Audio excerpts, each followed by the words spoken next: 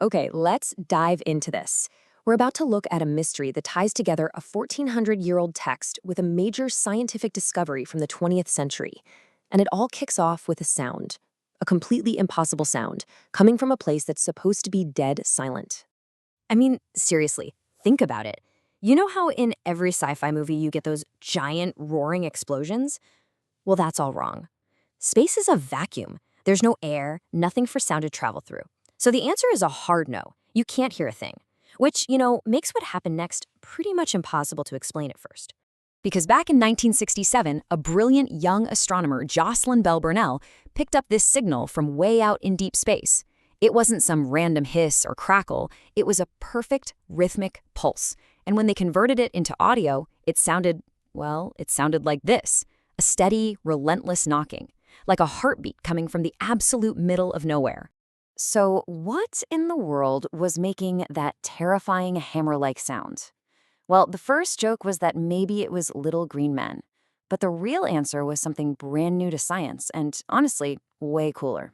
What they had found was the very first pulsar. A pulsar is basically the corpse of a giant star. Imagine a star way bigger than our sun collapsing in on itself until it's squeezed down to the size of a city. It's one of the densest things in the entire universe, and it does two very, very specific things.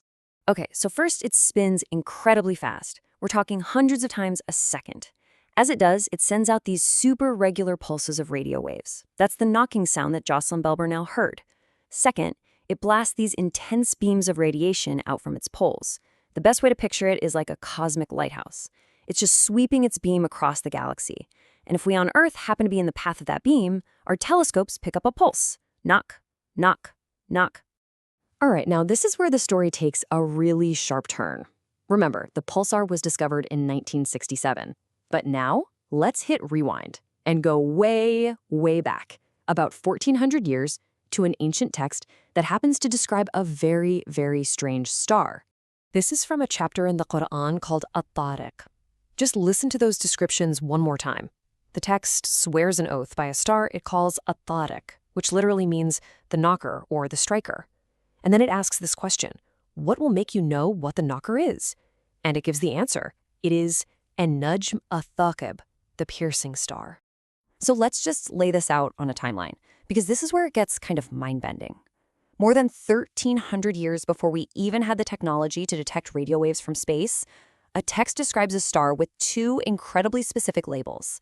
It knocks and it pierces, the exact same two unique features of the pulsar, which we only just discovered in 1967. So how deep does this parallel really go? Well, let's actually break down the words themselves, because the linguistic details are pretty striking.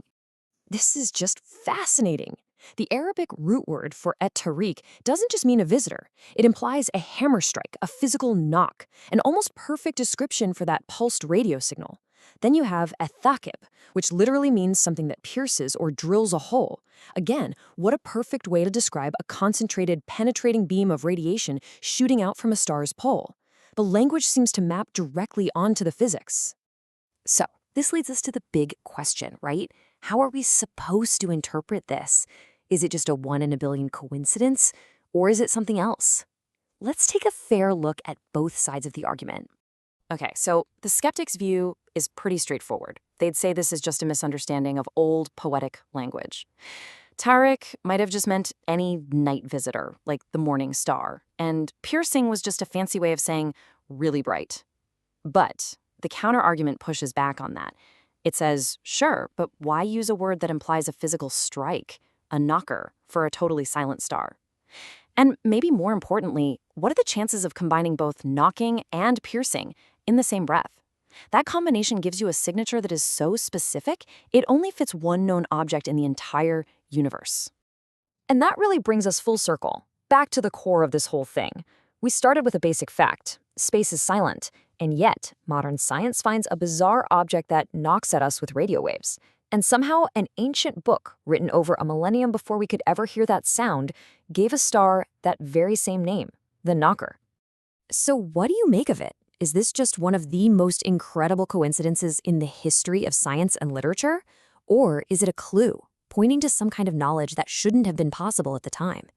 That's a question that makes this whole thing a truly fascinating mystery.